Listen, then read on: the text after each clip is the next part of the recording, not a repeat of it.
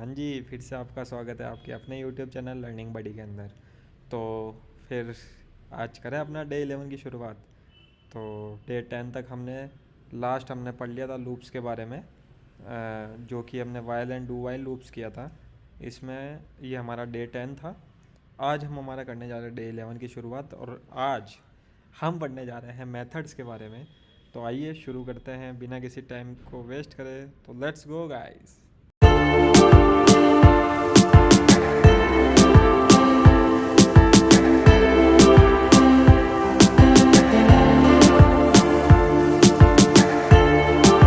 तो मैंने अपना डार्ट पैड खोल लिया है, आप भी अपना डार्ट पैड जल्दी से खोल लीजिए क्रोम ब्राउज़र पे जाके। कोई प्री रिक्विजिट नहीं रहती अपने को सिर्फ कोडिंग से मतलब है। तो इतने दिन से जो भी बिगनर मेरे साथ अभी तक जुड़े हुए थे, सब सोच रहे होंगे ये क्या है, ये क्या है, ये क्या है, साला ये क्या है। तो आज इसको समझते हैं ये क्या है। तो सबसे पहले इसको हटा देते हैं, ठीक है। तो आज हम पढ़ रहे हैं मेथड्स के बारे में, ठीक है। मेथड्स, या हम इसको फंक्शंस भी कहते हैं। क्या होते हैं मेथड्स, क्या होते हैं फंक्शंस, उसको लिखने का तरीका क्या है, पहले अपने जैम बोर्ड पे चलते हैं और ये समझते हैं कि इसको लिखने का तरीका क्या है। तो सिंपली हम आते हैं और अपन को ऊपर चलते हैं। आज साइड में नहीं चलेंगे, आज ऊपर चलते हैं, ठीक है। यहाँ से मैं टेक्स्ट बॉक्स सेलेक्ट करूँगा एंड इसको अपन कर लेते थोड़ा सा बड़ा, इधर से भी और इधर से भी, ठीक है। तो सबसे पहले मेथड लिखने के लिए आपको पता होना चाहिए कि क्या आपका कोई मेथड रिटर्न कर रहा है। रिटर्न करने का मतलब हम कोड में और समझेंगे कि क्या रिटर्न करना। तो सबसे पहले आपको टाइप पता होना चाहिए जो आप फंक्शन से रिटर्न करवाना चाहते हैं, ठीक है। दूसरा, जो हम नाम लिखते हैं वो होता है मेन मेथड, या हम यहाँ पर लिखेंगे फंक्शन नेम, ठीक है। अब क्या होता है कि किसी भी फंक्शन को समझने के लिए आपको एक चीज़ पता होनी चाहिए कि फंक्शंस के आगे एक तो सबसे पहला पॉइंट कि जो फंक्शन का नेम होगा वो हमेशा स्मॉल लेटर से स्टार्ट होना चाहिए। देखिए आगे जाके हम क्लासेस भी पढ़ेंगे, बहुत कुछ चीज़ें हैं। तो आपको ये माइंड में ध्यान रखना है कि जो फंक्शन का नाम है हमेशा स्मॉल लेटर से स्टार्ट होना चाहिए, ठीक है। उसके बाद दूसरी पहचानने की तरीके कि उसके आगे एक पैरेंथेसिस लगते हैं, एक parenthesis start and parenthesis end. Then हम स्टार्ट कर देते हैं कर्ली ब्रेसेस लगाना, और इस कर्ली ब्रेसेस के बीच में जो भी होता है हम हमारा लॉजिक लिखते हैं, ठीक है। तो गौतम जी अब वापस नीचे आ जाओ आप यहाँ पे, ठीक है। तो चलते हैं वापस अपने डार्ट पैड पे, ठीक है। तो हमने क्या सीखा जैम बोर्ड पे, जल्दी से देख लेते हैं। टाइप, तो देखिए कई तरह के फंक्शन होते हैं। जैसे हम पहले फंक्शंस का बेसिक लोड करते हैं, फिर हम मेन फंक्शन पर आते हैं। तो जैसे मैंने कहा टाइप, तो टाइप क्या है, इंट भी हो सकता है। अब मैं इंट है तो यहाँ पे नंबर लिख देता हूँ। फंक्शन बनाने के लिए हमारे को पैरेंथेसिस चालू एंड बंद करना होता है, कर्ली ब्रेसेस लगाना होता है। अब ये क्या कह रहा है कि ध्यान से देखिएगा, इस लाइन को पढ़िएगा। The body might complete normally causing null to be returned but the return type is int. तो ये कह रहा है कि भाई आप तो कुछ कर ही नहीं रहे, बट आपने लिख दिया कि ये इंट टाइप का है फंक्शन। तो भाई इस इंट टाइप के फंक्शन है तो इसमें इंट वैल्यू ही रिटर्न करनी चाहिए। तो एक कीवर्ड होता है, किसी भी प्रोग्रामिंग लैंग्वेज में चल जाइए, आप सी प्लस प्लस में चल जाइए, सी में चल जाइए, सब जगह रिटर्न ही होता है कीवर्ड, ये कोई स्पेसिफिक डार्ट का नहीं है। देन हम अभी के लिए क्या करते थे, वन को रिटर्न करते थे, क्योंकि वन एक इंटीजर है। तो हमने वन रिटर्न किया, तो अब देखिए हमारे सारे एरर निकल गए। इसी तरह एक और तरीका हम सीखते हैं, स्ट्रिंग से भी हम बना सकते हैं। तो स्ट्रिंग में हम लिख देते हैं नेम, यहाँ पर हम कर्ली ब्रेसेस भी लगा लेते हैं हमारे। तो पैरेंथेसिस लगाया then curly braces. Same error ये दे रहा है कि भाई आप नल नहीं भेज सकते क्योंकि आप स्ट्रिंग टाइप के हो। तो आप यहाँ पर क्या लिखेंगे, रिटर्न, और यहाँ पर लिख देते हैं लर्निंग बड़ी, ठीक है। तो हमने ये लिख लिया, सिंपल सा है, कोई बड़ी बात नहीं थी इसके अंदर, इजी सा था, ठीक है।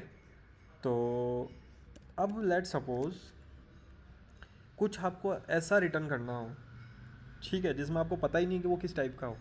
तो हमने एक कीवर्ड देखा था डायनेमिक, तो आप डायनेमिक भी लिख सकते हैं, ठीक है। डेटा टाइप देखा था हमने बेसिकली। तो यहाँ पर भी हम इसका नेम टू, या फिर हम इसको नाम क्या दें, नाम आप मेरे को कमेंट बॉक्स में आज जितने भी आपके दिमाग में नाम होना सारे यहाँ पर डाल दीजिएगा।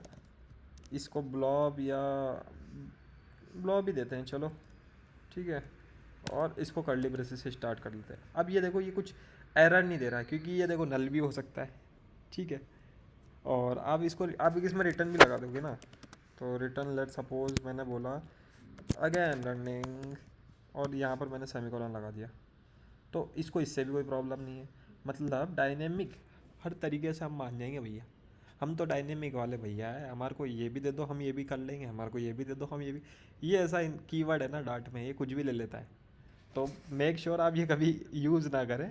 ये कुछ केसेस होते हैं जहाँ हमें यूज़ करने की ज़रूरत पड़ती है, तो प्लीज़ मैं यही कहूँगा कि आप इसको इग्नोर ही करें। जो अब एक फेमस मेथड है अपना, जो रोज़ अपन साला आते ही देखते हैं और कहते हैं बॉयलर प्लेट कोड रिमूव करो, ठीक है। तो वॉइड मेन जब कभी भी आपको रिटर्न टाइप नहीं लगाना हो, क्योंकि हम ये तो मैं आपको यूज़ करने से मना कर रहा हूँ कि ये आप यूज़ ही मत करो, पर लेट सपोज आपका फंक्शन कुछ रिटर्न ही नहीं करता है, तो उस केस में हम वॉइड लगाते हैं किसी भी फंक्शन के आगे। आप वॉइड यहाँ पे भी लगा सकते हैं, ज़रूरी नहीं कि मेन के लिए ही वॉइड लिखा गया है। आप यहाँ पे वॉइड नेम लिखेंगे तो ये फिर ये रिटर्न स्टेटमेंट की हमारे को ज़रूरत नहीं पड़ेगी। जैसे कि लेट सपोज हम वॉइड लगाते हैं यहाँ पे, ठीक है। तो आप ये कह रहे हैं आप क्या रिटर्न कर रहे हो भाई, वॉइड मतलब समझते हो, खाली होता है वॉइड मतलब, और आप रिटर्न करने जा रहे हो, तो ये अलाउड नहीं होता है यहाँ पर। अब मेन फंक्शन को समझते हैं। देखिए मेन क्या है, कीवर्ड। अगर आप पाइथन के बैकग्राउंड से आए हो, सी प्लस प्लस के बैकग्राउंड से आए हो, सी बैकग्राउंड से आए हो, तो सब जगह मेन फंक्शन का एक रोल होता है। जावा में भी मेन फंक्शन होता है।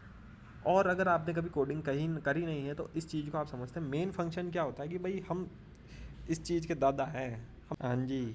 तो सॉरी, थोड़ा रिकॉर्डिंग में इशू आ चुका था, इस वजह से वीडियो वहीं पे पॉज हो गई थी। तो हम थे हमारे मेन फंक्शन के ऊपर, तो हम मेन फंक्शन को समझ रहे थे, ठीक है। तो अभी तक हमने ये कुछ फंक्शन डिक्लेयर करे थे ऊपर, उसके बाद हमने मेन लिखा था, तो हमने समझा था कि भाई मेन हमारा दादा है। तो जिस तरीके से अगर आप किसी रेस में दौड़ रहे हैं, लेट सपोज कि आप किसी रेस में रनिंग कर रहे हैं, तो आपको एक स्टार्टिंग पॉइंट चाहिए होता है। उसी तरह प्रोग्रामिंग लैंग्वेज में मेन फंक्शन एक ऐसा होता है जो स्टार्टिंग पॉइंट होता है किसी भी का, चाहे आप सी प्लस प्लस, जावा, पाइथन, सब में मेन फंक्शन होता है, ठीक है। तो चलते हैं और एक चीज़ और समझते हैं। अब जो था, एक चीज़ ये होती है हमारी कि डिक्लेरेशन ऑफ फंक्शन, ठीक है।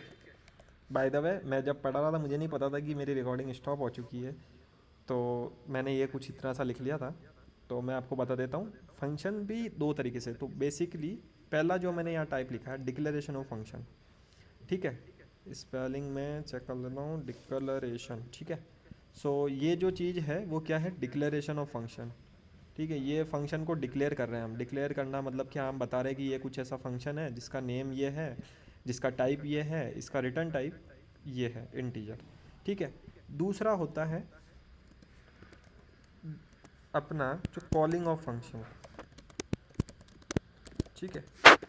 तो एक चीज़ और होती है, वो होती है कॉलिंग ऑफ फंक्शन। तो अभी तक हमने क्या करा है, चलते हैं डार्ट पैड पे, अभी तक सिर्फ हमने डिक्लेयर किया है, हमने इसको कहीं कॉल नहीं किया, ठीक है। सो यहाँ पर हम क्या करते हैं, प्रिंट स्टेटमेंट लिखते हैं, क्योंकि कॉलिंग हमेशा मेन फंक्शन से ही होगी। ये चीज़ आप ध्यान रख लेना डार्ट के अंदर, कि जो फंक्शन कॉलिंग होगी वो मेन फंक्शन से ही होगी। पाइथन में ऐसा नहीं होता है, पाइथन में मेन फंक्शन होता है बट वहाँ आपको ज़रूरत नहीं पड़ती है हमेशा मेन फंक्शन बनाने की, ठीक है। तो ये हमारा मेन फंक्शन है, यहाँ से हम कॉलिंग कर रहे हैं सिंपली।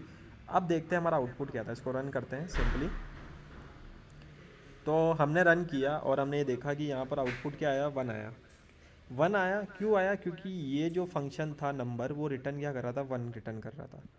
अगर आप यहाँ पे 10 लिखते हैं और यहाँ पर फिर रन करते हैं तो अब आपको 10 आउटपुट मिलेगा। क्यों, क्योंकि अब जो नंबर फंक्शन है वो हमारा क्या रिटर्न कर रहा है, 10 रिटर्न कर रहा है, ठीक है।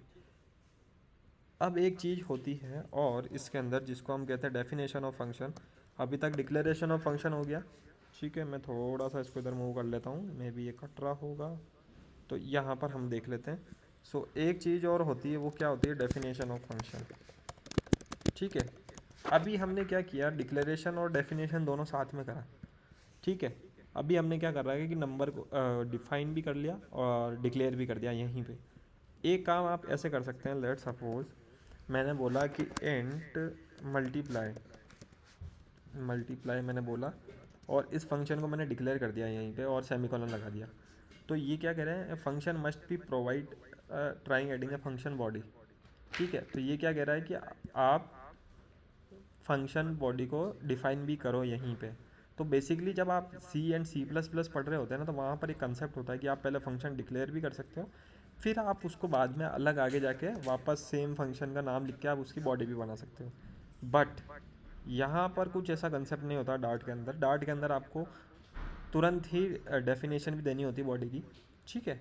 तो इसलिए मैंने यहाँ पर आपको ये पॉइंट भी बता दिया, अगर आप कभी भी इन फ्यूचर कोई दूसरी प्रोग्रामिंग लैंग्वेज भी सीखें तो आपको एक आइडिया हो कि हम डिक्लेरेशन एंड डेफिनेशन भी डिफरेंट लिख सकते हैं। जैसे सी बैकग्राउंड में ये होता है कि आप पहले फंक्शन डिक्लेयर भी कर सकते हैं एंड देन डिफाइन कर सकते हैं, या फिर आप दोनों साथ में भी कर सकते हैं। तो 3 चीज़ें समझ ली हमने, declaration of function, calling of function and definition of function. अब क्या होता है, मेथड्स में हम पैरामीटर्स भी ले सकते हैं, ठीक है। तो इसको मैं हटा देता हूँ क्योंकि ये मेरा सिर्फ एक पर्सपेक्टिव था आपको बताने का, ठीक है। अब लेट सपोज कि ये जो हमने फंक्शन डिफाइन किया इंट नंबर, ये कुछ 2 पैरामीटर लेता है, इंट ए और इंट बी, ठीक है।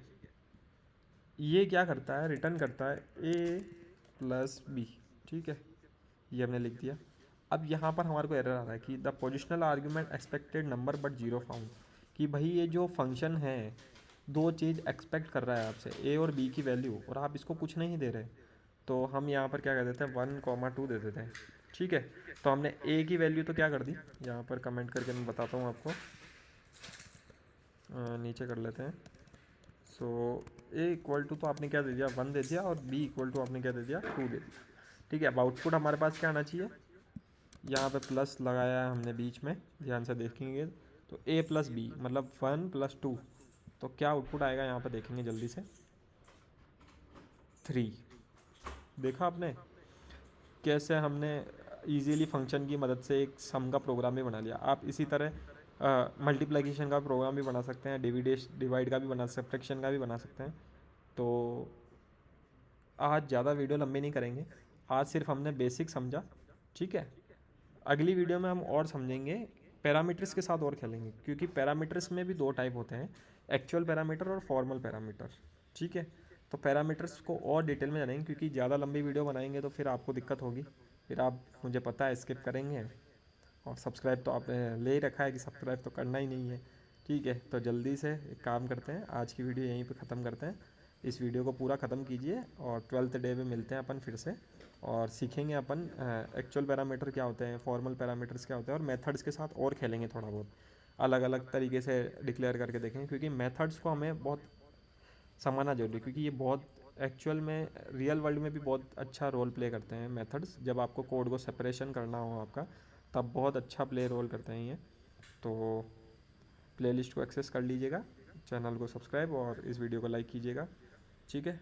तो मिलते हैं अपनी नेक्स्ट वीडियो में।